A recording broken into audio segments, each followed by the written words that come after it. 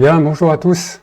Là, il y a une des dernières vidéos, j'avais présenté comment brancher nos onduleurs style Voltronix sur le réseau soit Wi-Fi, soit Ethernet, RJ45, et puis aller lire les données. Aujourd'hui, je pense que ça va plaire à pas mal. En fait, on va faire un peu la même idée. On va aller lire les valeurs sur les batteries Pilontech, et puis on va essayer d'aller les récupérer et envoyer des commandes à distance via le réseau Ethernet, via le Wi-Fi.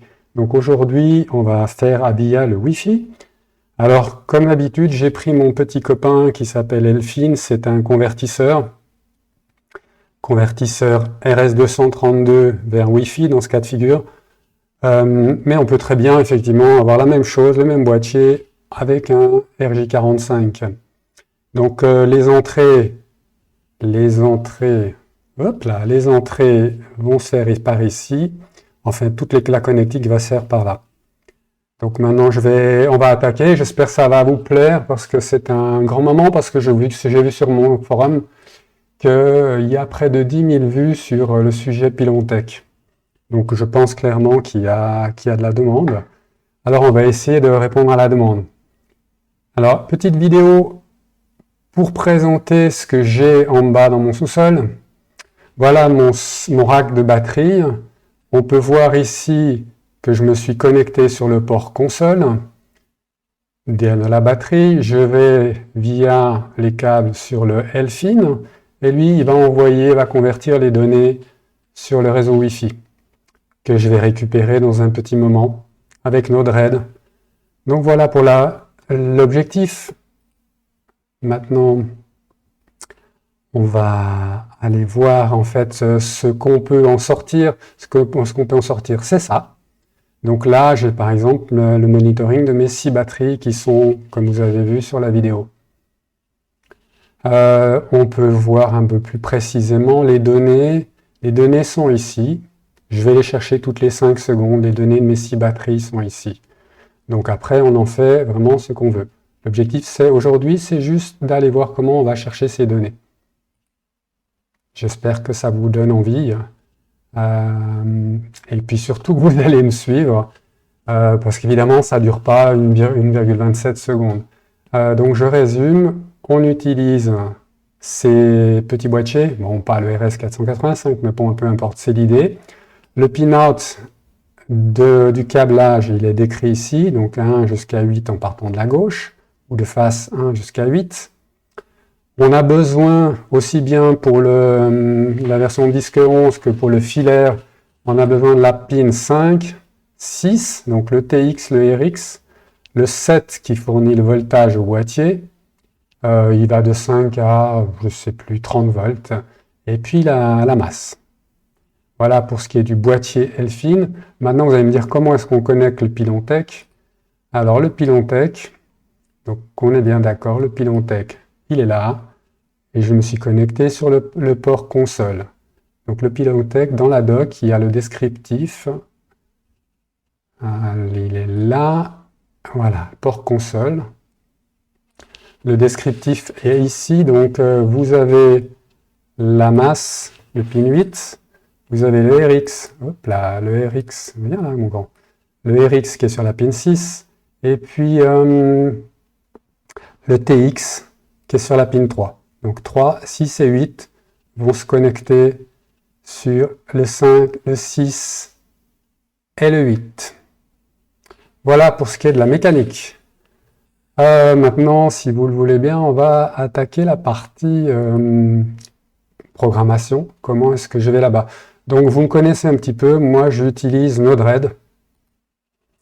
Node-RED qui permet de faire ce que fait Home Assistant, mais on va dire à la main. On va dire ça à la main. Mais ça permet de faire beaucoup plus de choses. Donc Node-RED se présente par un tableau d'édition. Et puis on a effectivement une sortie qui est une page web. Donc en fait, Node-RED va nous permettre à la fois d'aller discuter avec les batteries, avec le Elfin, mais il va nous permettre effectivement d'aller aussi créer un affichage. Ah oui, j'allais oublier quelque chose de super important. Comment sont configurés les Elfin? Oui, j'ai l'adresse.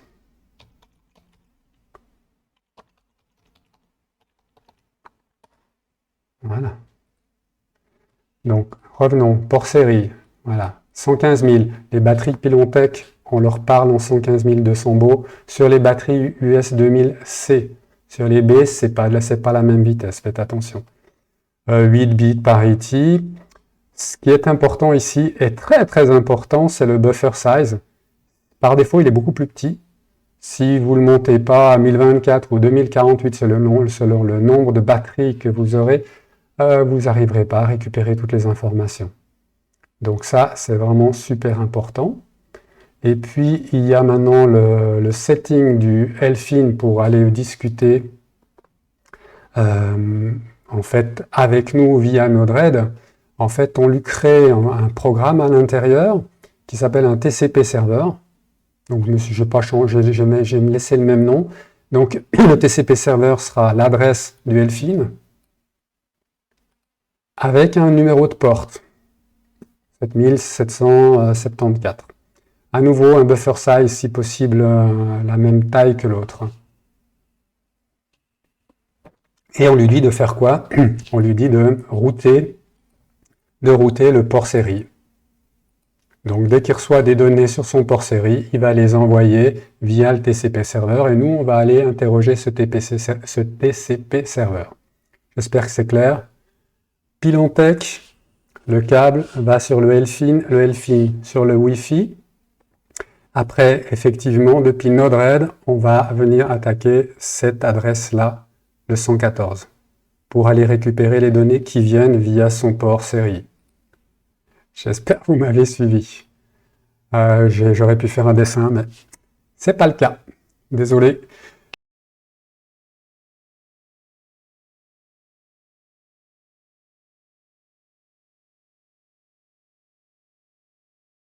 Donc maintenant, je suis dans la programmation, dans mon outil de programmation.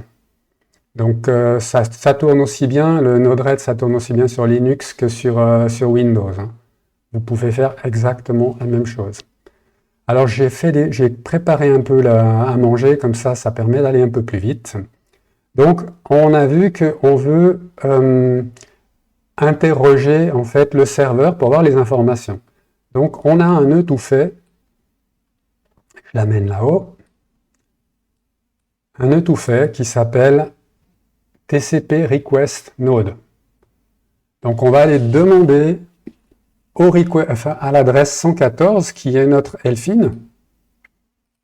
On va demander à l'adresse 114 sur le port communication setting, on va revenir sur le port 7774 ici. On va aller envoyer des choses, donc du genre, on va dire au Pilontech, donne-moi l'état de tes batteries. D'accord? Donc on va envoyer l'information. On l'envoie sous forme de string. Là, il n'y a pas à se prendre la tête, c'est pas du buffer, c'est pas de l'hexadécimal. Et puis on lui donne un petit nom. Gateway, TCP/IP, Elfin, par exemple. Jusque-là, on n'a fait que décrire, en fait, le Elfin qu'on veut aller joindre. Maintenant, effectivement, on veut déjà envoyer une commande et puis on veut la voir ressortir. Donc, on va lui envoyer, par exemple, la commande info. Info 1.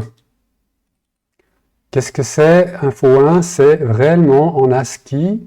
On envoie info 1, mais comme je dois mettre un retour de chariot, carriage return, line feed, si ça vous parle, il faut que je le mette dans une façon JSON. C'est pas très important tout ça. L'idée, c'est d'envoyer cette commande-là. D'accord? Donc cette commande, quand je vais appuyer là, cette commande va partir par là. Et donc, il faut qu'elle rejoigne ce nœud-là. Donc, voilà, on a rejoint le nœud là. Donc là, on va appuyer, on va envoyer au Elfin, et puis, si tout se passe bien, le Pilontech va comprendre la commande et va nous renvoyer l'information. Donc nous, maintenant, il faut qu'on puisse l'afficher. Moi, il y a quelque chose de très important que je dois faire, c'est que je dois arrêter mon Node-RED qui tourne en arrière-plan. parce qu'il est en train de travailler avec les batteries là en ce moment. Donc il faut que je l'arrête. Arrêt du pi. Voilà. Comme ça, il ne nous embêtera plus. Voilà. Donc revenons à nos moutons. Donc maintenant, on veut envoyer, tac, et avoir une sortie au moins. Ici, c'est la partie debug pour voir, pour débugger, pour voir ce qui se passe. Donc, je vais chercher un petit... ouais, on va encore faire ça différemment. Donc là, on envoie. Ici, j'ai préparé déjà la réception. Ça, c'est le même nœud que celui-ci, sauf que, en fait, lui, il va lire. Donc, on regarde. Donc, c'est un in. Donc, lui, c'était un out. Lui, c'est un in. Donc, il se connecte sur le port 7774 à l'adresse 114, qui est toujours notre headfield. Et il nous sort les données sous forme de string, ou de buffer, ou de ce qu'on veut. Mais là, aujourd'hui, on va faire du string. C'est plus facile à lire. Et puis, ça, c'est un nœud debug. On lui dit, affiche-moi, en fait, ce qui va arriver par cette sortie. Et quand il va afficher ça ici. Donc, j'agrandis un petit peu. Donc là, j'ai préparé mon programme. Je fais un deploy. Un deploy, ça veut dire, en gros, compiler et mettre en marche. Voilà, donc là, il est déjà gentil. Il nous dit, visiblement, que ce nœud arrive à se connecter. Donc maintenant, il nous reste à faire envoyer le string info. Et là, donc, c'est parti là, c'est récupéré là, et si tout marche bien, on a récupéré l'information qui est venue en droite ligne de nos pylons tech. Je refais, j'efface, tac, et la réponse arrive. Vous avez déjà l'information. Donc pylon tech a plusieurs commandes connues, donc j'en ai préparé quelques-unes. Je vais les amener ici. Donc, vous avez compris maintenant, je relie ça au nœud qui émet. Voilà. Donc, là, j'envoie la commande PWR que Pylontech va comprendre. Et là, j'envoie la commande State of Health, l'état de santé. Donc là, j'ai préparé. Comme je viens de modifier, il me dit, tu as quelque chose de nouveau, tu dois le compiler. Donc, je le compile. J'efface la sortie. Maintenant, je lui envoie la commande PWR. Donc, je vais agrandir un peu là. Et là, on voit effectivement que c'est revenu et il nous a répondu. Voilà, voilà les données. Tu es à 49 volts 627 sur la batterie 1, 2, 3, 4, 5, 6. On a les différentes valeurs là, sous forme de tableau. Et puis, effectivement, j'ai pas de batterie. Les batteries suivantes, je les ai pas.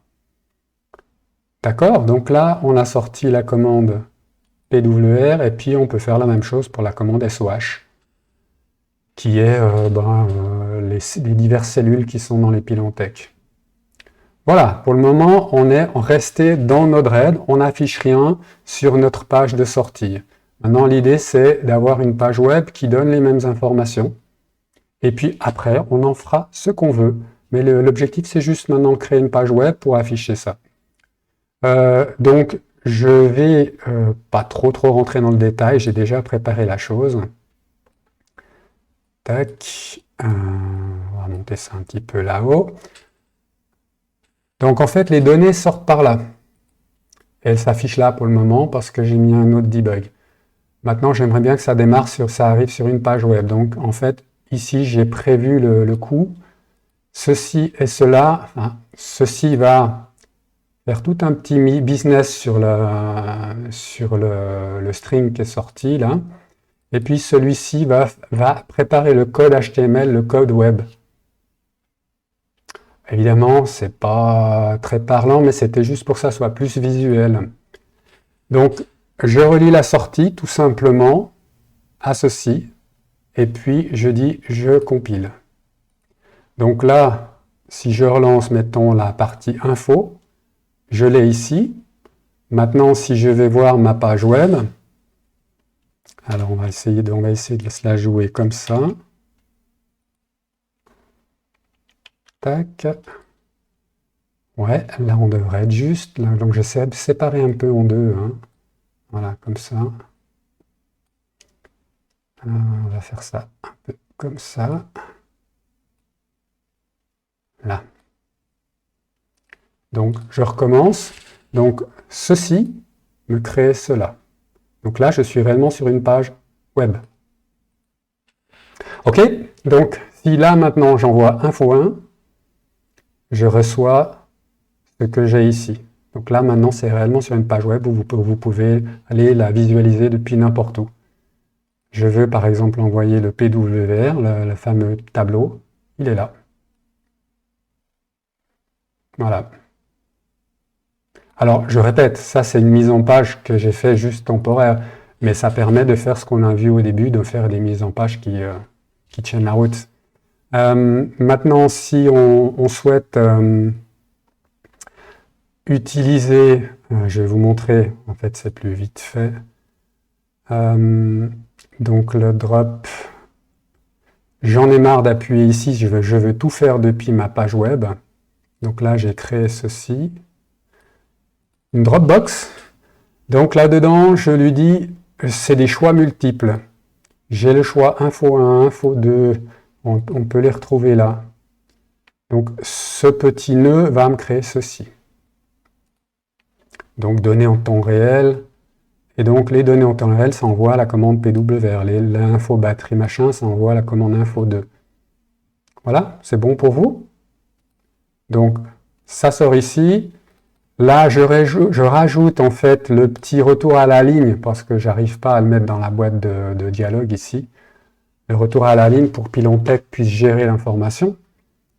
Donc, je prépare, j'envoie, et j'envoie à qui? Ben, à Delphine. Voilà. Je pense que les choses sont claires. Donc maintenant, on efface et on recompile.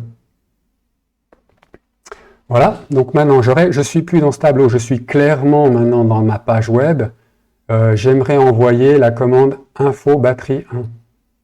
POC, elle est arrivée. Évidemment, elle arrive aussi dans la partie programmation, mais on pourrait l'enlever maintenant. On pourrait l'enlever là, pour pas vous troubler. Tac, voilà. On refait un petit clear. Voilà. Je veux maintenant faire un test, je veux les données en temps réel. Je me retrouve avec mon tableau. Voilà. Je souhaite avoir le state of health de la numéro 2. D'ailleurs, je me suis trompé, là j'ai mis 1. Vous les avez ici. Donc si je veux corriger, vous voyez la vitesse à laquelle ça va. Ici, j'ai oublié de mettre 2. Je corrige. Je compile. J'efface. Et là, je dis je veux la 1. J'ai bien la 1. Je veux la 2. J'ai bien la 2. Voilà. Alors, n'oubliez pas que c'est juste une démo, mais effectivement, après, il y a la mise en page, comme je vous ai montré sur au tout début de la vidéo. Alors maintenant, il ne me reste plus qu'à vous souhaiter bonne chance pour vos essais, si vous y allez. Et puis moi, je vous souhaite, comme à mon accoutumé, santé, et puis j'espère à tout bientôt. Bye bye à tous.